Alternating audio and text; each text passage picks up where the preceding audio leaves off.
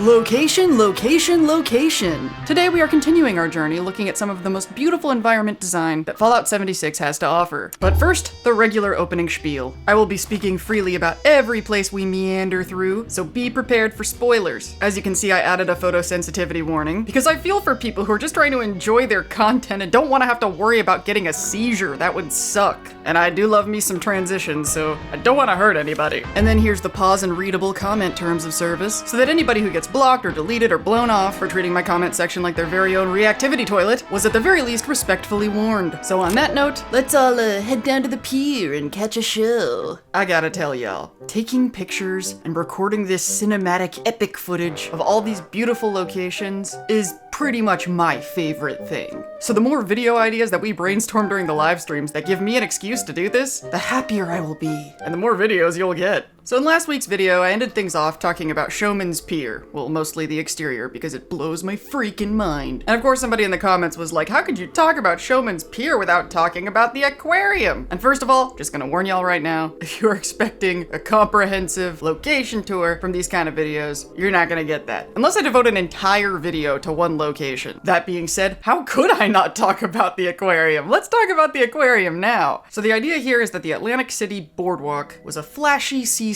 entertainment hub with stage shows, arcades, gift shops, and the aquarium. But post-war, it is completely run by the post-apocalyptic mob, so it's gotten all, you know, fucked up and Fallout-y. I haven't actually played the game part that takes you to the aquarium authentically. I gotta figure out when I can get a stream crew together so I can get some help getting through Atlantic City because my sense of direction is terrible and I can't do it by myself. We'll come back to the whole me getting lost issue momentarily, but first let's just gawk at the gorgeousness of this place. These locations have me wondering a lot about what video games inspired them. Like last week I mentioned how much Highway Town reminded me of Dogtown from Cyberpunk, and to say that the Aquarium of the Atlantic suggests Rapture from BioShock would be understatement of the year. It's got that Rapture Art Deco Ayn Rand book cover heart, but brings in that classic Fallout, retro-futuristic, nautical bubble edges to sort of pull it home into this universe. Someone's gonna have to tell me if the expedition adventure that pulls you through all these corridors, all these walkways, I hope it's fun, because I was blown away by how much shit is in here. So right off the bat, you have these huge, vast, like, atrium sort of spaces. Is this a rotunda? I need to learn words like rotunda if I'm gonna make videos like this. There are some parts that look really show-ready, really put together, but you also see workers all over the place, and a lot of unfinished safety hazard fuckery. We can make our way freely through kiosks and front desks, aquarium viewing windows, displays and exhibits. There's an upper observation deck, the auditorium, but then we can also mosey on in, past guardrails, blow past employee-only signs, perimeter railings, and enjoy industrial clutter to our heart's content. And then we can get lost! Y'all, I've seen the wikis, I have heard tales of this in-game map. How does one get this map in-game? Is it only available to you if you're in the expedition? Let me know. You know what we need in Fallout 76? We need vans. No, not like the vehicle. I mean like the perk card that gives you that directional beam of light. This should honestly be an accessibility feature. You know, like in Starfield, you hit the button and it shows you the arrows. I need that. It's funny, in thinking about making these location videos, something that's crossed my mind a lot is that the content might be boring because I'm only ever looking at like 5 different things that I'm sort of judging when I decide whether or not I love a location. And then it occurred to me, wait a minute, if it's like the same 5 things every time, that's a rubric. That's like a scoring system. That's a format. And one of the things that would be on this list is whether or not a place gets me lost. And that is an area where this beautiful aquarium fails miserably. I gave it a real honest shot getting lost in these hallways to try to find my own way out. These red exit signs do not serve their function of helping me find my way to the exit, straight to a busted door. Uncool. So speaking of places that I think are drop dead gorgeous but frustrate the hell out of me because I can't stop getting lost, let's talk about Watoga Underground. Now Watoga as a whole is like my favorite area in Fallout 76. That would have to have its own video. But the Underground specifically is a place that you get to as a part of the Wastelanders Update Ally questline with my hetero life mate, Beckett. So let's stop back at my camp and see how my other half is doing. Oh, and what do you know? What did I tell you? Robot Dog left the gate open again, so my dude is fighting off rad hogs. Yes, I know I need to put a lock on the gate, but if I lock the gate, can the dog still go out to do the Collectron thing? Cause this is just ridiculous. I'm just sick of coming home to this. So Beckett has a pretty fun ally quest line that ends up putting you here. You can build a strong enough affinity with him that he's a romanceable option, if that's your thing. And I ended up feeling very attached to Beckett. There are a lot of things I really relate to about his character, like he's coming from a bad situation and he's making a new life for himself. He's beating the odds. He's really ambitious and positive. His NPC dialogue that he brings to my camp always puts a smile on my face. Pretty well stocked here. And, ready for business. My own bar. Finally. Man, I still can't believe it. My life has changed so much, so quickly. There's pretty much nowhere else I'd rather be. I mean, how many people can say that these days? So when the flirt dialogue option started to come up, I was like, it's a video game, fuck it, why not? I'm secure in my orientation. But then I was like, oh God, Lindsay, what are you doing? You're a gay ghoul. Don't lead on this man. I've said it before and I'll say it again. I am straight for Hancock and that is it. Only have one life. Why not try it all? I don't have as many cinematic shots in the Watoga Underground as I wish I did, because just getting through it is such a slog. I do have lots of photos though. So it looks like pre-war it was basically what you could call a technologically gluttonous parking garage. Like how many cars can we shove in here? It's like a Carvana vending machine building. Once again, the environment designers taunt us looking at all these beautiful cars that we will never be able to drive. But dungeoning your way through all the terminals and all the transit tunnels and platforms, it's all worth it when you find yourself surrounded by this hive, this panopticon of undrivable pre-war vehicles. It's freaking gorgeous and a great place to take pictures of my character. Aw, yeah. So continuing the pattern of talking about locations that I already told you I was going to talk about last week, that brings us to Fisherman's Rest, which I am incapable of spelling correctly. Autistic God have mercy on my soul. The Rest was introduced with the Gone Fishin' update. This is going to be your central hub for all of your fishing shenanigans, and where you will find new characters Captain Raymond Clark and the mysterious Fisherman. And I love the not quite a story introduced by these two. I usually describe it as a context. It's an excuse for these two weird guys to need you to do so much fishing, and I'm good with it. I don't want any more answers. Leave the weird and the intrigue. Clearly the captain is experiencing some sort of unfathomable Lovecraftian nightmare that gives this mysterious fish monster the ability to control his mind, and he forces him to enlist people like us to do all this fishing. Are we given any sort of quest prompt to try to save him from this horrific fate? Any option to free this poor man of his captivity?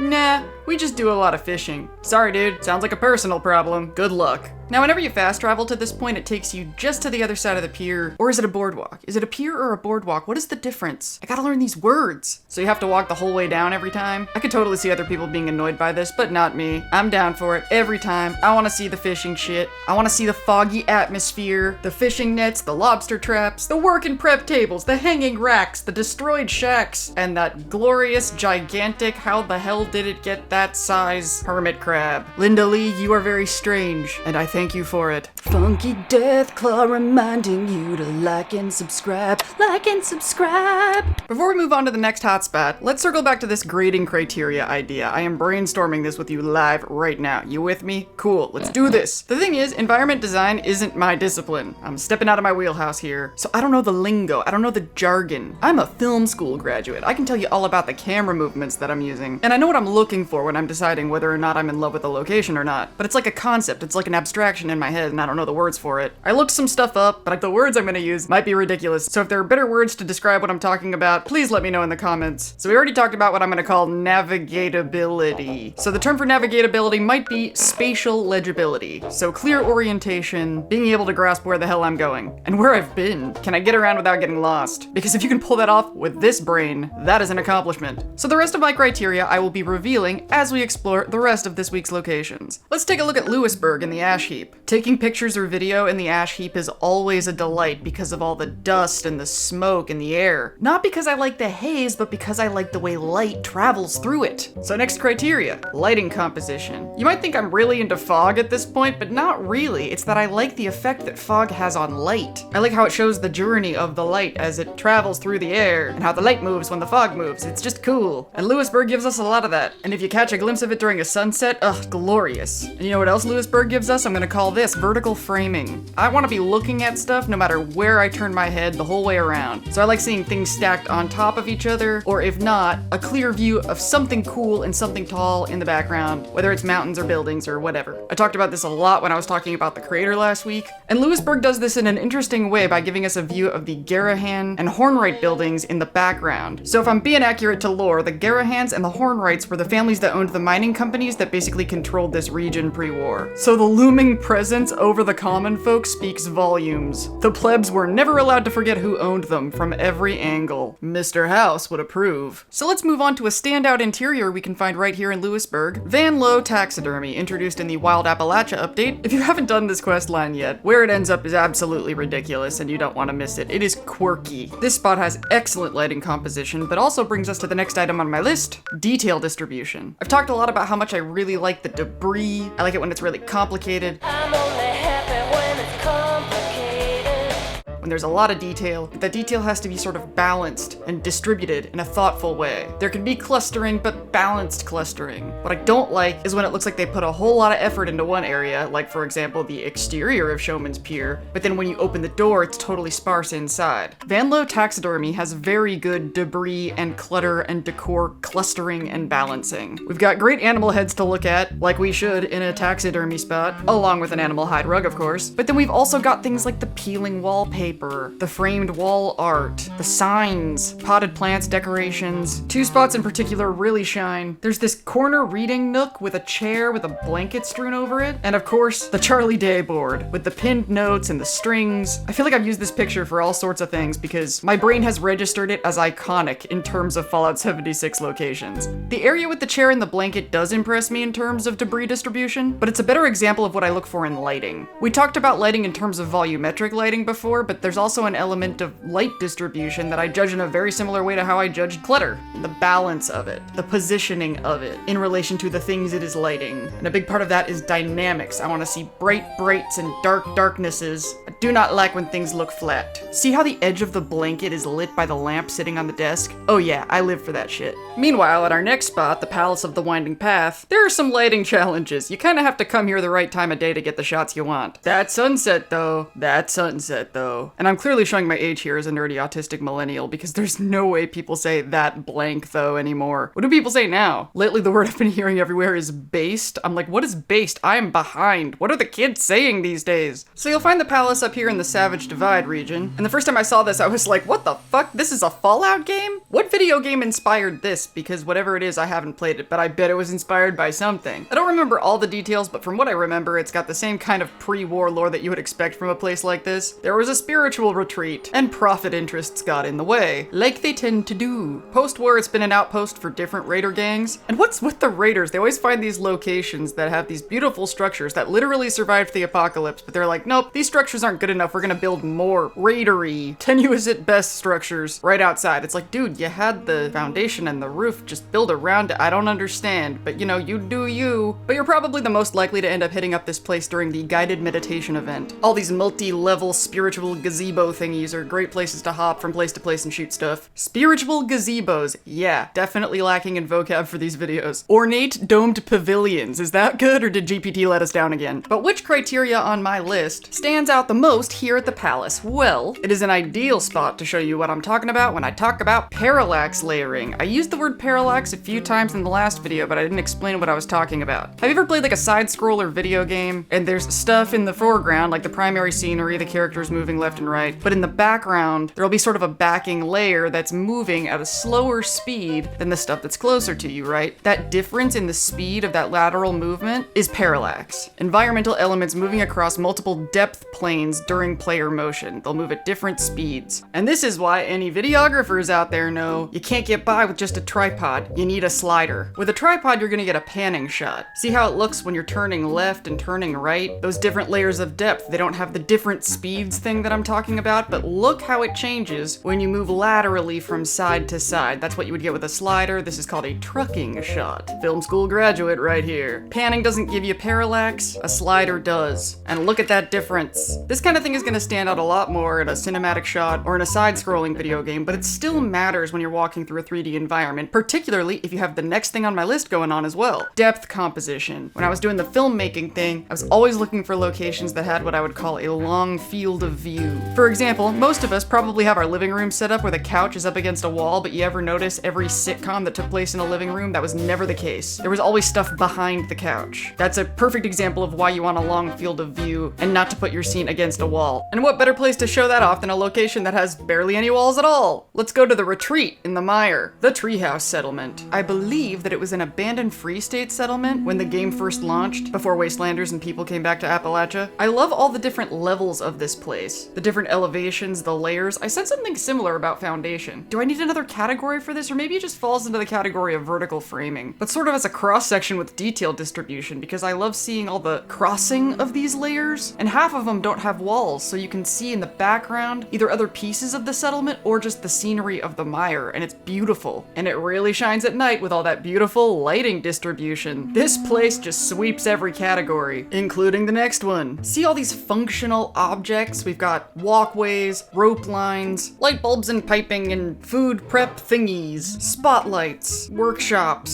So what am I gonna call this? I believe the best term is gonna be diegetic set dressing. If you've watched a lot of film analysis videos, you've probably heard the word diegetic before. It basically means like the object serves a function for the fictional people in the fictional universe. So like in a movie, if a phone rings, that's a diegetic sound effect, but the music score, that is not diegetic because the character doesn't hear it. I like when the scenery's dressing and the things that make it have style and make it look cool actually have a function in the universe. Perfect example that I keep coming back to, fishing shit. While decor-only items, yes, can also be perceived by the characters in the game, so they are technically diegetic, I'm more impressed when the reasoning for an item to be there goes a step beyond the people thought it would look nice. And I want to show you another spot where this diegetic mise-en-scène thing really sings, but before we do, if you want to cry for a second, in one of the rooms in the retreat you'll find this character Sarah Matthews sleeping under a big quote, and this is actually a tribute to a real person, a developer and QA tester at Bethesda who passed away. I'm such a sap, I will literally cry every time I see it. And that quote absolutely resonates. On to the next spot. Dagger's Den isn't too far from the retreat. They're kind of their nemesis, or a word like that. This might not even be the most spectacular Blood Eagles camp in the game, but something about it always makes me stop and pause, especially when it comes to that diegetic set dressing. This place feels so lived in. This place makes me feel bad about killing Blood Eagles. Like, I'm looking at that pool table, and I'm looking at the drums and the stand-up bass, and I'm like, what if some of these Blood Eagles were gonna, like, start a post-apocalyptic rockabilly band? Beckett's my bro, and he used to be a Blood Eagle, and he got clean, and he turned his life around, and he started a bar, and he's living his dreams. What if some of these Blood Eagles were gonna live their dreams, and I destroyed everything when I mowed through them all? And we got everything else I like. We got all these layers, we have these long fields of view, and remember when I was talking about Highway Town? I talked about these kind of narrow corridors, turning areas that really make the area feel more lived in, and not just a place that game devs put there so you could shoot bad guys in it. Dagger's Den does a great job of this. There's one in particular, this little alcove that has a couple mailboxes, and I always stop and notice how authentic that looks. Like, I could see people sitting on those benches and reading whatever weird mail that Blood Eagles would get. And you may have noticed how much I really like these open locations, and there are so many reasons for that. I even built my own camp to have a lot of these open, sort of balcony-like layers. First, that's gonna give you lots of that parallax layering, depth composition, vertical framing. It'll check a lot of boxes at once in that way. But as an accessibility bonus, it's also gonna give you that spatial legibility. It's a lot harder to get lost in an area when you can see everything and hop out of places you don't want to be stuck in. Tyler County Fairgrounds and Wavy Willards are a couple other great examples of this.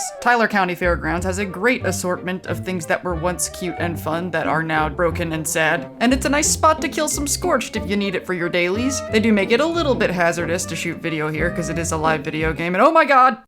Same goes for Wavy Willards. It's kind of easy to forget how depressing these places actually are. Like, there were a bunch of families that came to this cute place to watch their children laugh, and they're all dead now.